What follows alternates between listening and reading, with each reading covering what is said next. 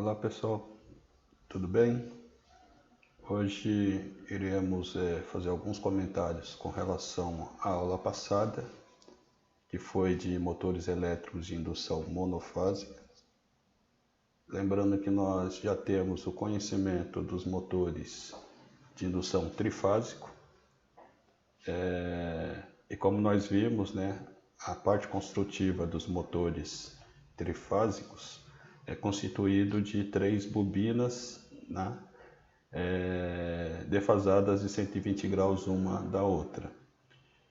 Essa forma construtiva e de disposição das bobinas fazem com que se inicie um campo girante, como nós vimos nas aulas anteriores.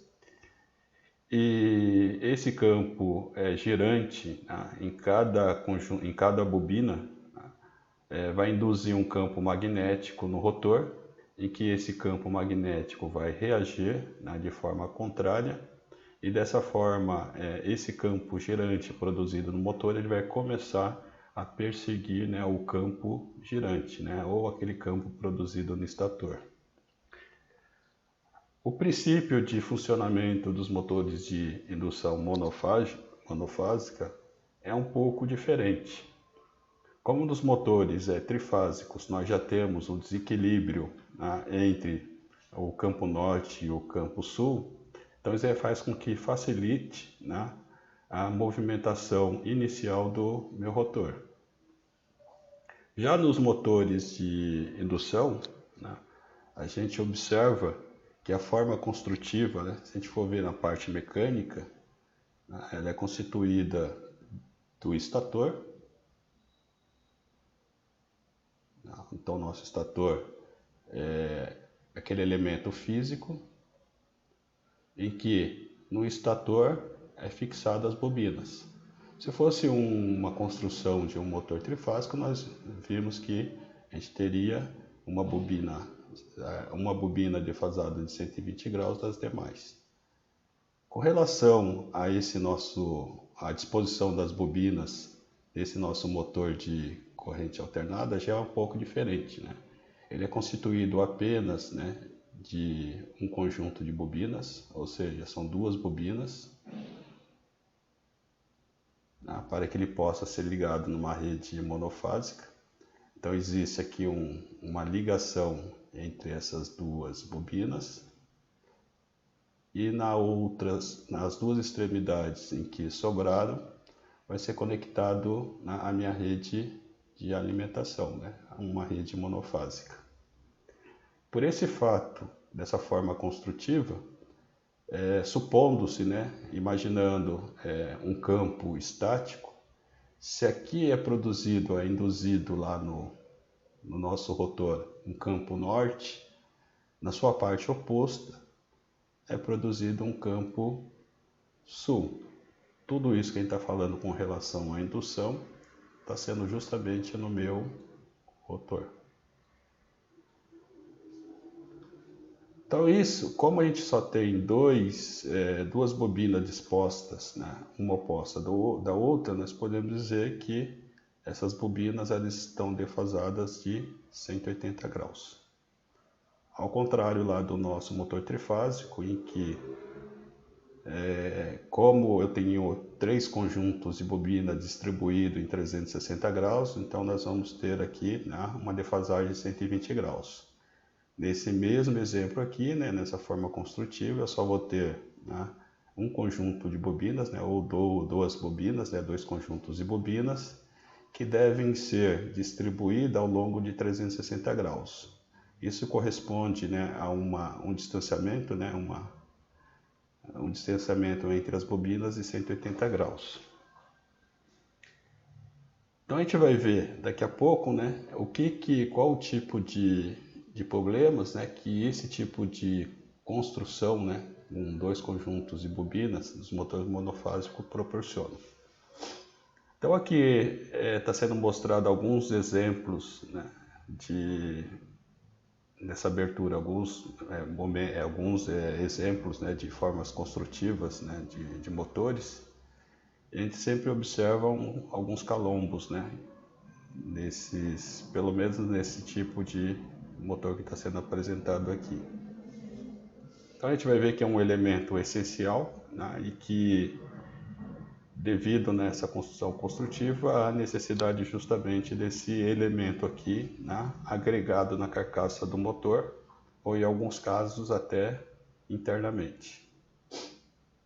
Os motores monofásicos, né, eles estão mais presentes nas residências e no comércio, né? Então eles estão presentes, por exemplo, em ar-condicionado, máquinas de lavar roupa, cortadores de gramas, ou seja, equipamentos eletrodomésticos, geladeiras, bombas d'água, né, aplicações rurais, portões e assim por diante. Basicamente, existem dois tipos de motores de indução monofásica, né? Um dos motores, né, hoje é pouco utilizado, são os motores universais, e os motores que a gente está comentando até então, que são os motores de indução. Os motores universais, né, ele tem uma peculiaridade em que ele pode ser utilizado tanto em corrente alternada como corrente contínua. É o único motor com forma construtiva em que ele pode aceitar os dois tipos de alimentação.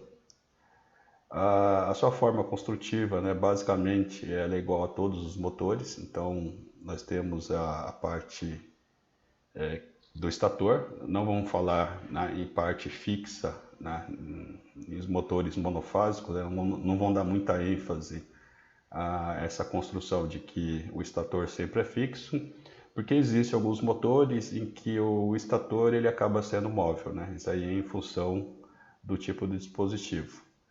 Mas é partindo do pressuposto, né, que vamos chamar de estator de rotor, né, aonde eu tenho o ponto de alimentação, né, o elemento de alimentação, né, então nesse caso a gente vai chamar de estator. Se a gente observar aqui nessa parte do desenho, a gente vai verificar que existem dois conjuntos de bobinas.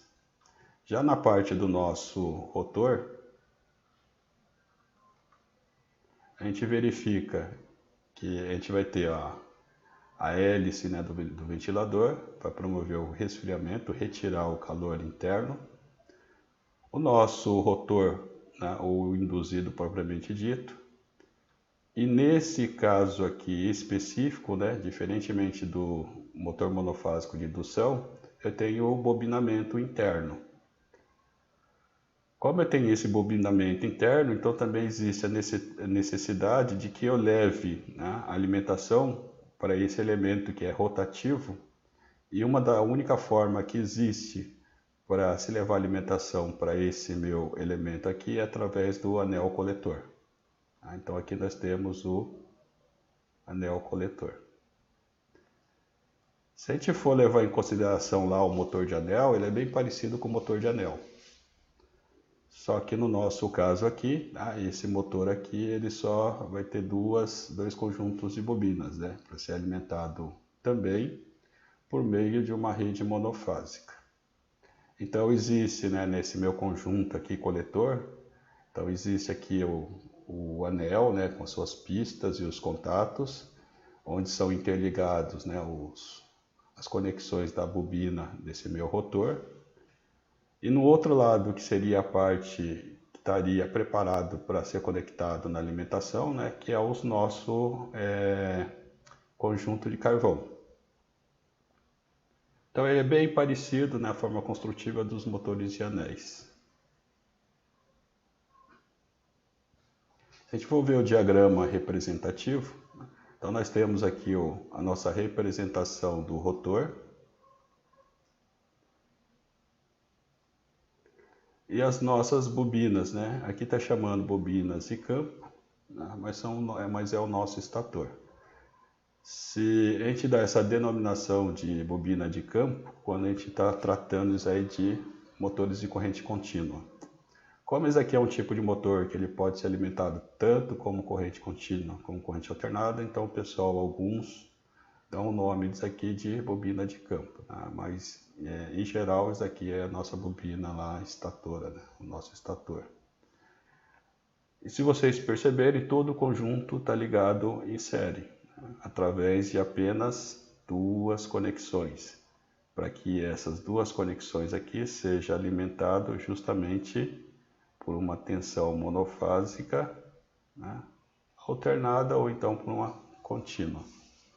A gente percebe ainda nesse ponto aqui o nosso conjunto coletor, tá, composto pelo aquele anel coletor, nosso anel coletor, e mais o nosso conjunto de escovas, né, onde são interligados em série com a bobina e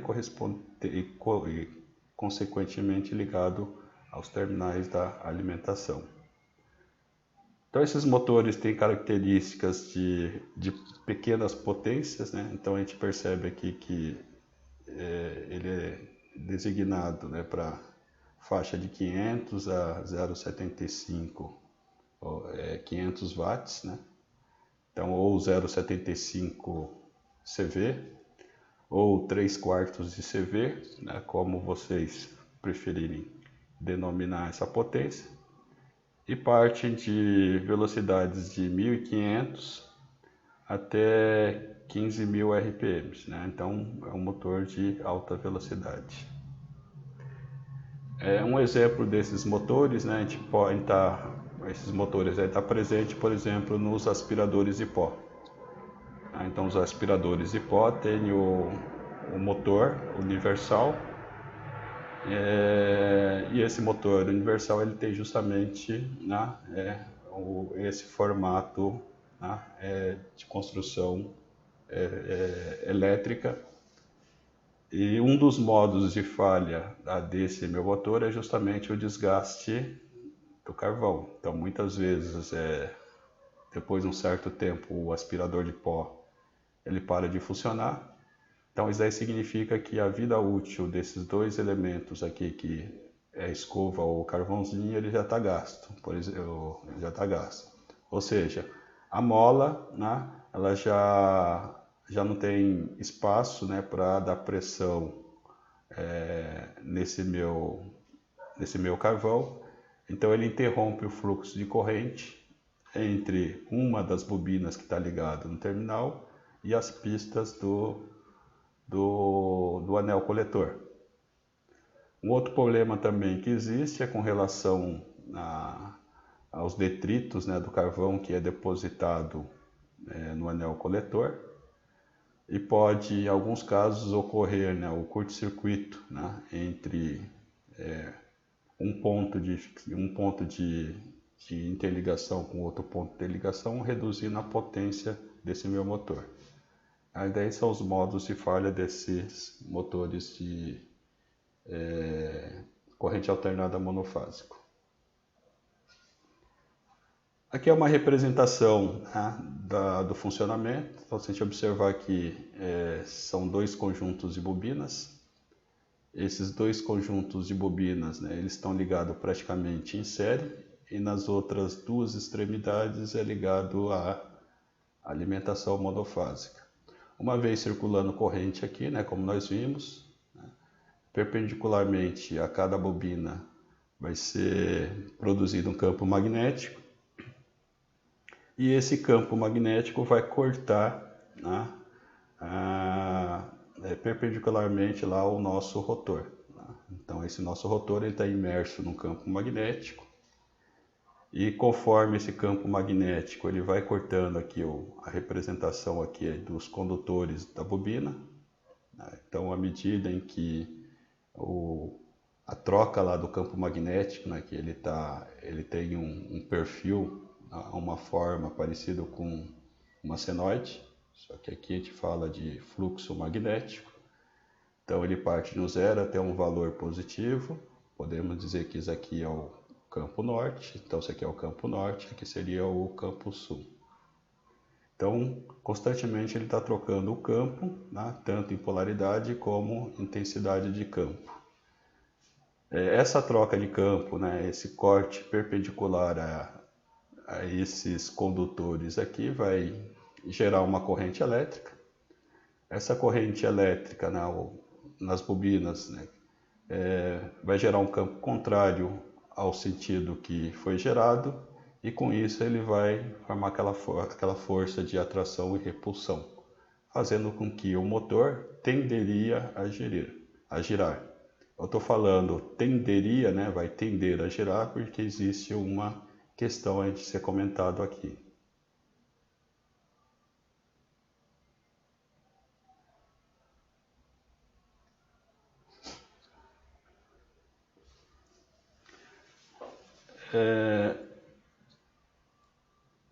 Esse campo, que ele tem aquele perfil lá de uma senoide, trocando polaridades constantemente, norte e sul, e com intensidades, né, também trocando do valor mínimo até o valor máximo, ele produz uma força, né, entre as bobinas, né, que a gente vai chamar de conjugado, simétrico. Ou seja, tanto na posição, vamos falar assim, na posição da bobina superior como da bobina inferior, eles vão produzir campos, né, ou torques magnéticos com a mesma intensidade, mas de forma oposta. Então é como se a gente imaginasse o nosso rotor, né, de perfil, em que ele ia gerar uma força em um sentido, né, supondo aqui para cima, e igualmente, né, ele geraria uma outra força no sentido oposto com a mesma intensidade. Em termos práticos, né, então a gente está representando justamente esses dois perfis, né, de conjugado ou de torque, e isso daqui ele ia proporcionar, né, em tese, né, um movimento estático, ou seja, parado.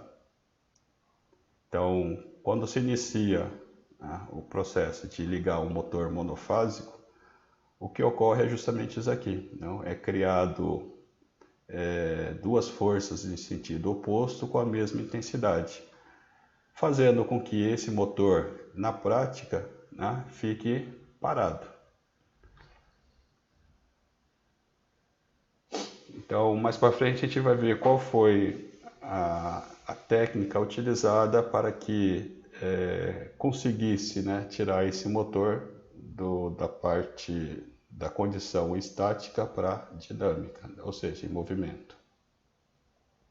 Existem algumas formas construtivas, né, do ponto de vista do elétrico, né, ou até mesmo estrutura mecânica, né.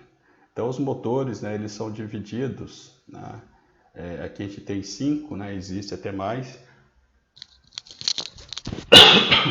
mas vamos nos limitar a falar desses 5 aqui que são os principais, que são os motores classificados, né, como motor de fase dividida, motores com capacitor de partida, motores de capacitor permanente, motores com 2 capacitores, né, um de partida e o outro de estabilização, e motor de campo distorcido. A gente vai fazer um breve comentário de cada motor e citar alguns exemplos, né? Vamos tentar citar alguns exemplos com relação a esses tipos de motores. Então, o motor de fase dividida, né? A gente já vai partir lá para o gráfico. A gente vai ver que a sua disposição elétrica, né? A montagem elétrica na sua estrutura está justamente representado da forma como está aqui. Ou seja, tem um enrolamento principal, né? Então esse enrolamento principal, se a gente for ver, vamos fazer uma carcaça aqui padrão. Então dentro dessa representação aqui, a nossa bobina principal é a que está no estator. É dito principal porque ela que vai dar o conjunto de força, né, para que o movimento ele se mantenha constantemente. Em paralelo a isso, existe uma bobina auxiliar.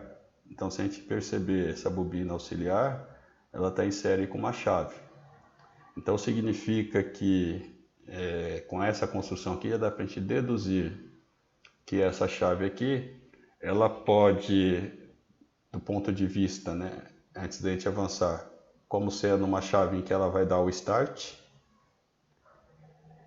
mas quando a gente fala assim termo auxiliar, né, então significa o quê? Que ela só vai iniciar, né, o processo em algum ponto, e nesse caso é justamente na partida. Então, após esse motor aqui ele iniciar a partida, né, com relação a esse conjunto aqui, essa chave aqui ela desliga a bobina, permanecendo somente, né, a principal. Aqui é mostrado uma forma vetorial, né, da representação, então na verdade isso aqui é uma interação, né, de corrente com relação à tensão, que a gente pode traduzir isso aqui em campo, em que essa interação aqui ela vai promover o deslocamento da corrente. Então lembrando que lá no início nós falamos que existe um equilíbrio nessa minha estrutura do motor. Isso porque eu sempre vou produzir, né, levando em consideração sempre um ponto, né? Então se eu falar que nesse ponto aqui eu tenho um campo norte, eu vou ter do lado oposto um campo sul, com a mesma proporção, né, de indução de campo.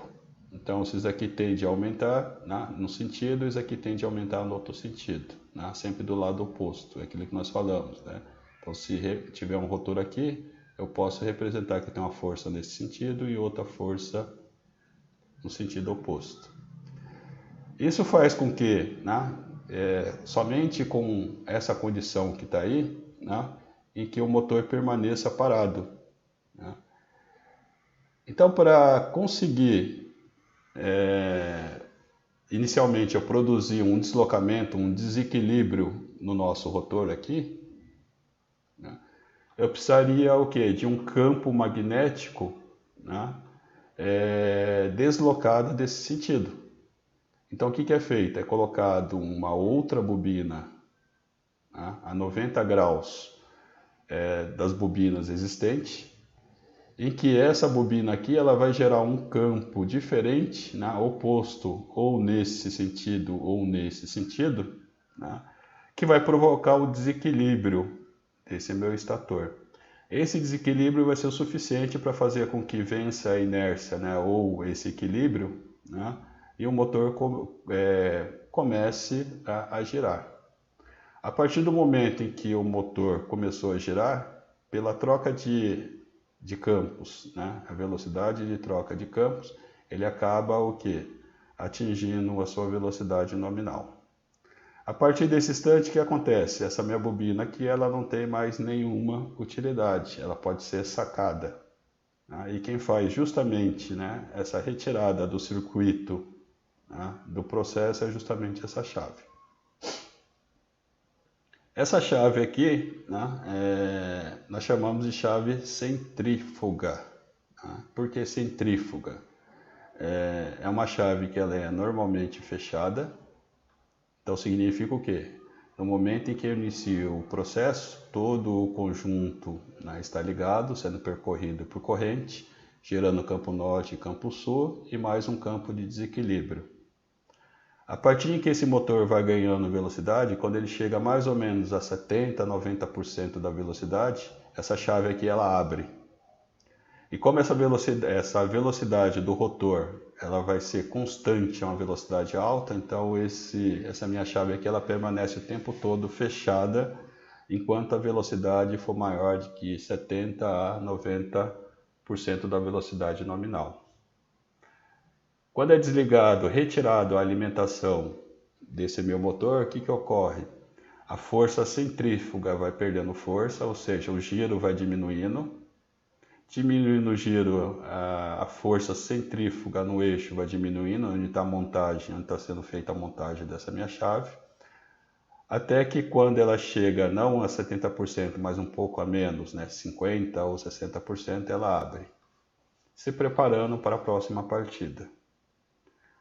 Então, o princípio de funcionamento desses motores é justamente isso. Então, existe a necessidade de uma bobina principal, uma bobina para provocar o deslocamento ou o desequilíbrio do meu rotor, que a gente vai chamar de bobina auxiliar, e de uma chave que nós chamamos de chave centrífuga, em que a sua função é justamente tirar o circuito auxiliar, né, do meu processo de rotação do motor.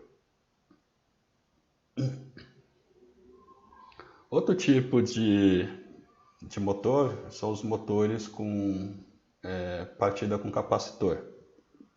A maior parte dos motores, né, que existem no mercado, né, a maior parte da aplicação vem desse tipo de motor com capacitor de partida. São motores um pouco mais potentes, né, do que os outros monofásicos.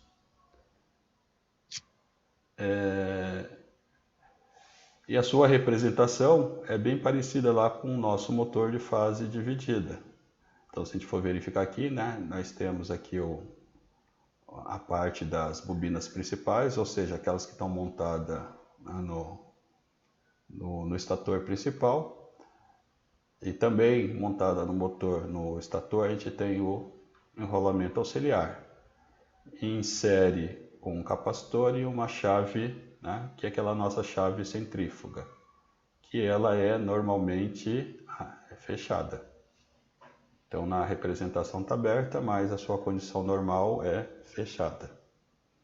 E o processo é o mesmo. Então, existe a alimentação de todo o processo. Então, aqui tem um conjunto de bobinas que cria o norte e o sul. E tenho a bobina que vai dar o desequilíbrio, né, no meu sistema. E mais um capacitor.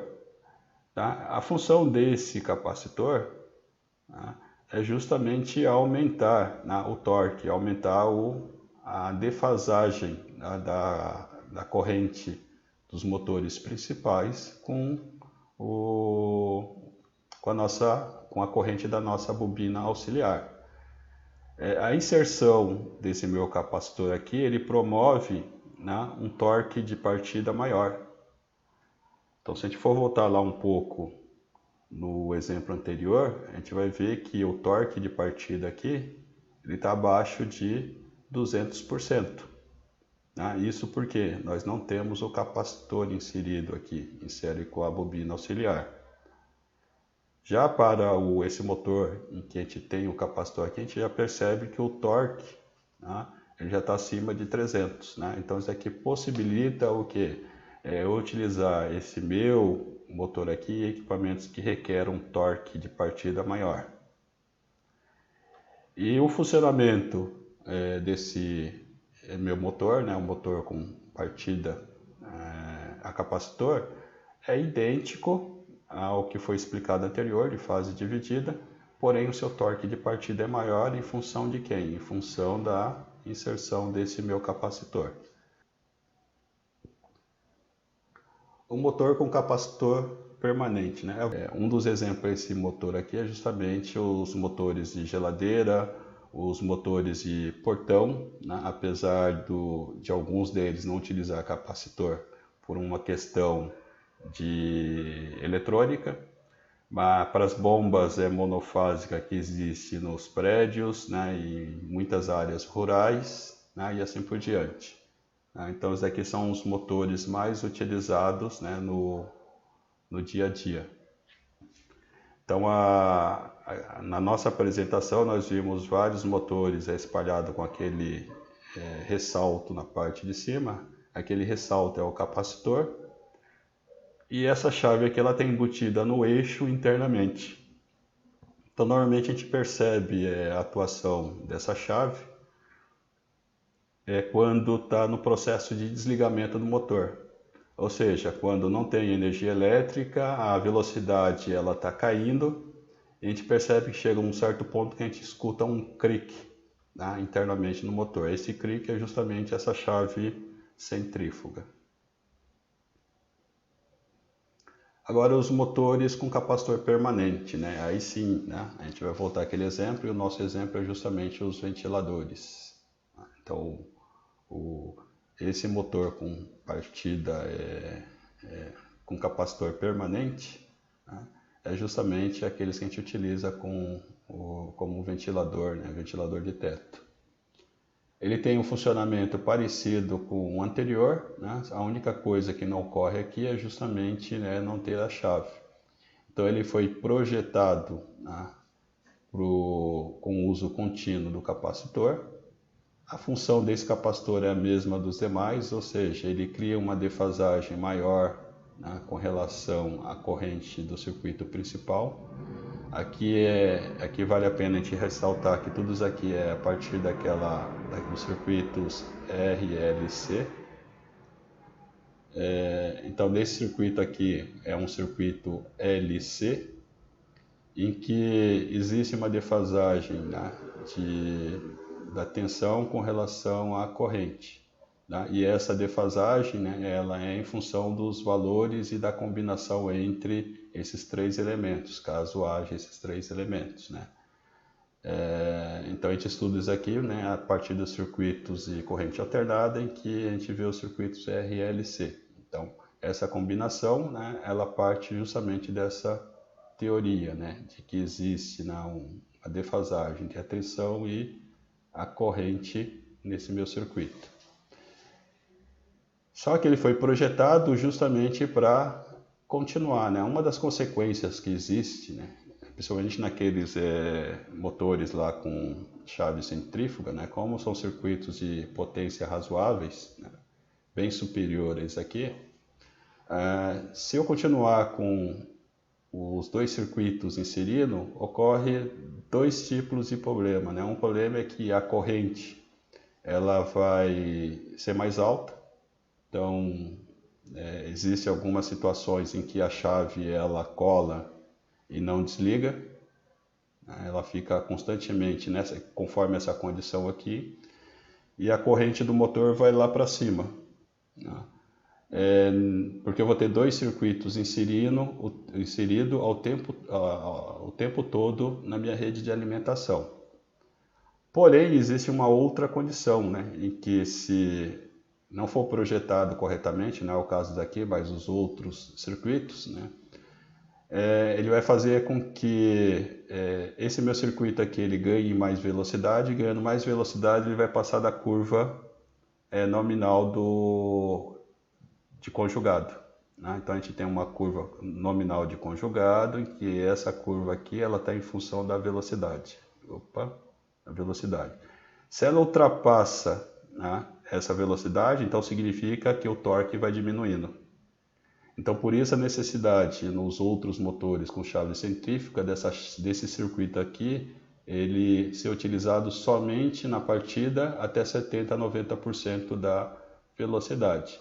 Se ele continuar inserido no circuito além disso aí, né, à medida em que ele ultrapassa esse valor, né, da velocidade assíncrona, ele vai começar a ter perda de conjugado. Né, e com isso, o que ocorre? Né? A corrente vai aumentar, aumentando a corrente eu posso danificar o meu conjunto. Nesse nosso caso não, né? Como ele é um motor de baixa potência, né, a velocidade é limitada vamos falar assim, pela força aerodinâmica, né, das pás. Então significa que esse conjunto aqui está equilibrado para funcionar o tempo todo em conjunto. O que a gente percebe que ao passar do tempo, né, um modo de falha, né, nos ventiladores, principalmente esses de teto, a gente percebe que ele vai perdendo justamente o giro, né, a velocidade. Então isso daqui incorre justamente o que? Pelo envelhecimento aqui desse meu elemento, porque os capacitores, né, o modo de falha dos capacitores é o envelhecimento do material interno, e com isso a sua perda de capacidade e aumento de corrente. Né? Então isso aqui acaba provocando um baixo torque, e esse baixo torque aqui ele é refletido em conjunto com a força, né, aerodinâmica lá das pás dos ventiladores. O motor com dois capacitores, né, ele é bem peculiar, né? Eu, por exemplo, eu nunca me deparei com esse tipo de motor, tá? Mas ele existe, né? Então a gente percebe que uma parcela desse motor é parecido com aquele de partida a capacitor, né, com chave centrífuga. Então existe a chave centrífuga. e mais, né, um conjunto, né, parecido com um motor permanente. Então ele é uma combinação, ele é um misto dos dois tipos de motores. Em tese, né, esse capacitor aqui ele é justamente para ele manter o torque desse meu motor um pouco maior, né, e a necessidade, né, de um conjunto para iniciar o desequilíbrio lá da condição de parado para a condição de aceleração do motor. Então ele é uma combinação dos dois tipos que nós já comentamos lá para trás.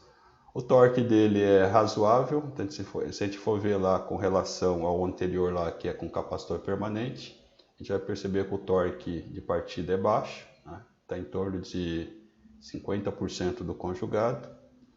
E nesse nosso caso aqui, a gente já percebe que ele é um pouco mais elevado, então ele já tem aquela situação de necessitar, né, um desequilíbrio, um ponto de desequilíbrio, e mais um conjunto, né, um capacitor para manter o torque dele mais elevado. Então ele não tem uma curva praticamente bem baixa ascendente. O outro tipo é o motor de campo distorcido, né? Esse motor aqui, deixa eu ver, esse motor aqui, né, a forma construtiva dele, né? Se vocês forem, e acredito que tenham lido, né, o texto, vocês vão ver que existe barras de cobre colocado na parte do ferro magnético, não? Então como se fosse um anel. Então, pela teoria, né, se é uma barra de cobre em termos de anel, então se a gente for imaginar lá aquela nossa teoria lá, né, do campo magnético num condutor retilíneo, a gente percebe que quando uma corrente ela percorre um condutor retilíneo, ela cria o quê? Um campo magnético ao redor desse meu condutor, né? Então, seguindo lá a nossa regra da mão direita, né, a gente percebe que o campo magnético nesse sentido. Então isso significa que, como eu tenho um conjunto de cobre, né, no meio, né, inserido no meu ferro magnético, então significa que se eu tenho um campo magnético, ele vai criar uma corrente aqui, essa corrente também vai percorrer o ferro magnético e criar um campo contrário àquele que originou ele. Ou seja, em pontos específicos, né, do meu material ferromagnético, né, aquela construção normalmente essa construção aqui ela fica na parte estática do meu conjunto, ele cria um deslocamento pontual, né, através desse campo que é gerado pela corrente induzida nele, né? Ou seja, ele está inserido lá no material ferromagnético e que nesse material ferromagnético a única interação que nós temos é fluxo magnético. Só que esse fluxo magnético ele está cortando perpendicularmente um condutor em que ele está unido pelas duas pontas, né? Então esse condutor vai, em função do corte desse fluxo magnético, ele vai criar uma corrente elétrica. Como essa corrente elétrica nesse condutor ele está curto-circuitado, então ela vai seguir, né, um sentido fechado. Esse sentido fechado vai criar um campo magnético nesse meu elemento ferromagnético contrário ao fluxo que iniciou todo esse processo. E com isso ele vai obter o quê? Um desequilíbrio em pontos estratégicos lá do meu rotor. Esse desequilíbrio aqui provocado por esses condutores de cobre, né, em circuito fechado em pontos estratégicos do meu material ferromagnético vai ser suficiente para promover o desequilíbrio do meu rotor e iniciar dessa forma o giro. Então, esses são os tipos dos motores monofásicos, né, que eu queria apresentar para vocês, né, com esses comentários, né. Tá, pessoal? Então é isso, né? Vai ser proposto ainda nessa disciplina uma atividade, né, que é para vocês responderem, né? E a nossa próxima aula vai ser motores de corrente contínua. Até lá!